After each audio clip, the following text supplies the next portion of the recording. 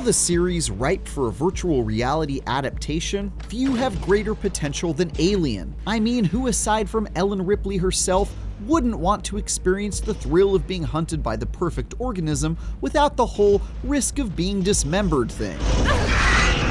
Alien Rogue Incursion is an admirable first attempt at delivering just that, with a compelling story, memorable characters, terrifying xenomorphs, and a perfectly crafted world that couldn't be mistaken for anything but the iconic Alien universe. There's plenty of room to improve in its already in the works sequel, however, especially when it comes to the simplistic combat, not so clever xenomorphic foes, and occasional jankiness that could use some smoothing over. Even so, Rogue Incursion is a strong opening act for a series I'm eager to play more of. Emergency lockdown protocols are in effect. PDT keycard required for entry to main facility. If you've read the Alien comics like Alien Defiance, then you'll already be familiar with the badass protagonist whose boots you'll be filling, Zula Hendricks. And if that name doesn't ring a bell, Rogue Incursion does a great job of introducing you to her in short order, so you don't have to do any homework beforehand. An ex-colonial Marine with a rough upbringing and chronic back problems, Seems like I'll be okay once I get a couple stems in me. you're sent to a deserted planet overrun by the most evil creatures imaginable, accompanied by your trusty synthetic companion, Davis. Don't worry, he's reformed and not the type to betray you to please his corporate overlords. Anymore. We'll need an estimated week's worth of repairs before it will fly again whatsoever. Lovely. What follows is an extremely formulaic alien tale that apes all the same beats for which the series is known, but thanks to interesting dialogue, great characters, and a runtime that doesn't overstay its welcome, that familiarity doesn't end up being such a bad thing. Zula's relationship with her robot bestie is genuinely touching, oftentimes offsetting an otherwise relentlessly bleak situation, and the story has a few twists in store and an ending that sets up a sequel nicely. Over the 8-hour story, you'll tiptoe through the dark corridors and frozen wastes of a forgotten colony world while looking over your shoulder every few seconds for those eye-free freak shows that are never far off, and then painting the walls with their acidic blood whenever one pops out of a vent or sneaks up behind you. Going through each area slowly and doing your best to keep quiet can keep them off your back for slightly longer, but since ammo isn't particularly scarce and xenomorphs aren't all that hard to kill on anything but the hardest difficulty, I found that running through areas and getting things done quickly could work just as well, so long as you're up for a slightly more regular fight. And of course, you'll have to solve complicated engineering problems in a world where every piece of technology breaks as soon as a xenomorph so much as looks at it, and then makes as much noise as possible anytime you try to troubleshoot, just in case those aliens in the next room over hadn't heard you yet. Emergency lockdown suspended. Please wait until motor pool purge is complete before entering the facility. Combat is rather simple, in that 95% of the time you'll be attacked by xenomorphs who climb out of vents seemingly installed just to help them get around, pull out a weapon to make short work of them, and then move on. These encounters are divided nearly equally into either exciting sections that have some kind of unique twist, or completely monotonous annoyances. For example, shooting an explosive barrel right as a xenomorph leaps over it to kill you, narrowly escaping death, is extremely memorable. Similarly, setting traps as you hold off an onslaught of double-jawed monsters while performing IT support for some broken communications relay is an action-packed good time. But then you'll go a long stretch of walking down some of the same hallways you visited already, stopping every 30 seconds to kill a few monsters that run straight at you, completely devoid of any kind of intelligent attack strategy. Then carefully reload your weapons before moving on and repeating the process moments later. These sections tend to make combat feel pretty mundane, and take away a lot of the initial fear when confronting a xenomorph, which begin to feel quite commonplace after the first couple hours.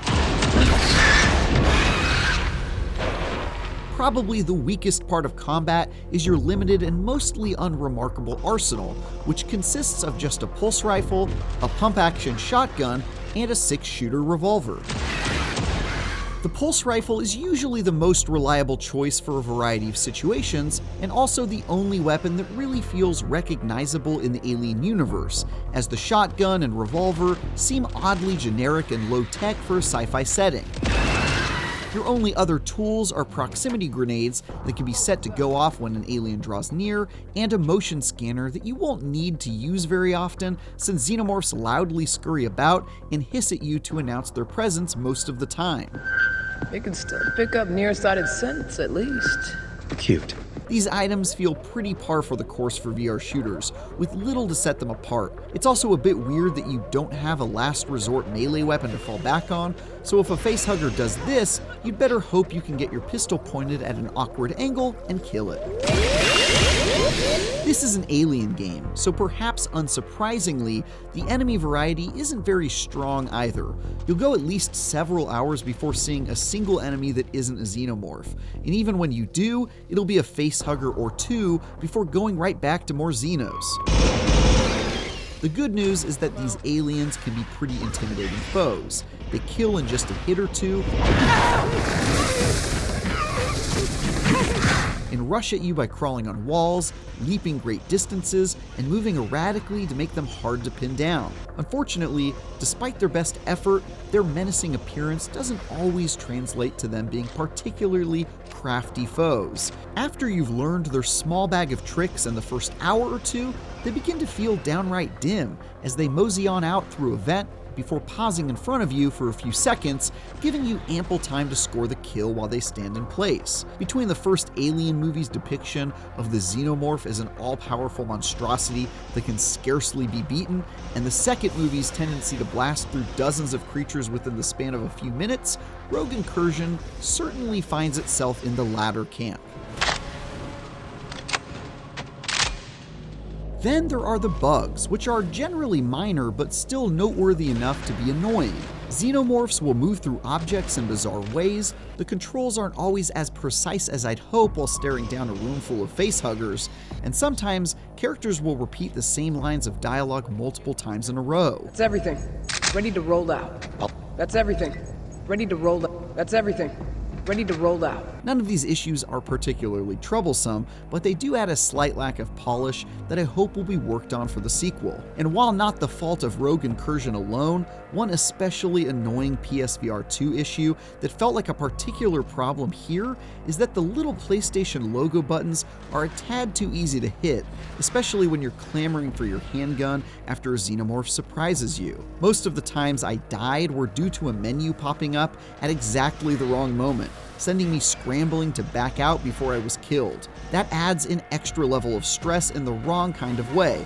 Again, this is a controller design problem by Sony at the end of the day, but it came up enough here that I was surprised there wasn't some built-in protection against it. Maybe make me hold the menu button down for a second or two before you cause me to get impaled on an alien's tail.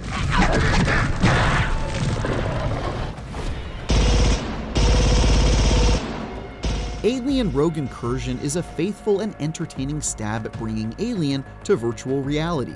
The excellent story, spot-on alien environments, and creepy xenomorphs keep the horrifying times going throughout its 8-hour duration, even when repetitive combat, predictable AI, and the odd bug here and there make it clear this is the first attempt that it is. But while there's plenty of room for this budding series to grow, I can already happily recommend Rogue Incursion as a strong proof of concept to Alien fans and newcomers alike, one that's left me eagerly awaiting Part 2.